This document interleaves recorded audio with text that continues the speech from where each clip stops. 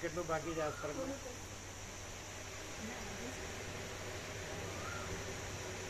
કેટલું છે?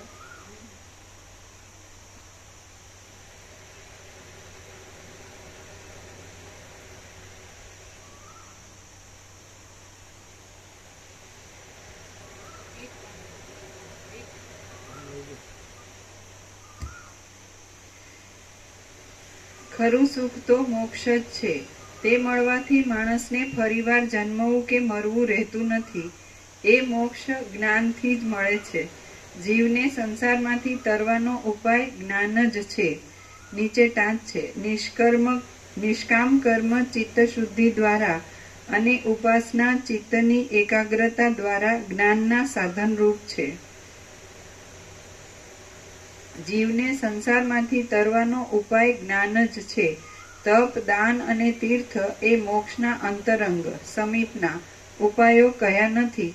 માટે આ અભાગ્યા લોકોને દુઃખથી છોડાવવા માટે મારે તુરત જ એક નવો દ્રઢ ઉપાય પ્રગટ કરવો. એ પ્રમાણે વિચાર કરીને કમળ ઉપર બિરાજેલા બ્રહ્માએ મનથી સંકલ્પ કર્યો અને આ મને ઉત્પન્ન કર્યો. ત્યાં હે નિષ્પાપ, જેમ એક મોજામાંથી ઓચિંતું બીજું મોજું ઉત્પન્ન થાય છે, તેમ હું ઓચિંતો જ તે પિતા બ્રહ્મામાંથી ઉત્પન્ન થયો અને તરત જ તેમની પાસે ગયો.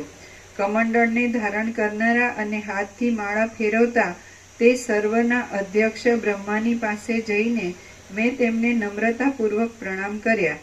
ત્યારે મારા હાથમાં પણ કમંડળ હતું અને ફેરવવાની માળા હતી. બ્રહ્માએ મને કહ્યું કે હે પુત્ર, આવ. એ પછી જેમ ચંદ્રને ધોળા વાદળા ઉપર બેસાડે તેમ તેમણે મને હાથથી પોતાના કમળના ઉત્તર ભાગ ઉપર બેસાડ્યો.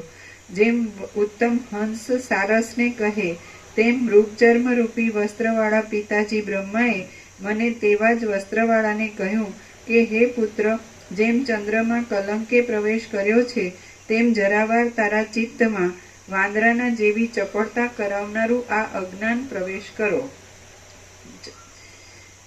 હે પુત્ર, જેમ ચંદ્રમાં કલંકે પ્રવેશ કર્યો છે તેમ જરા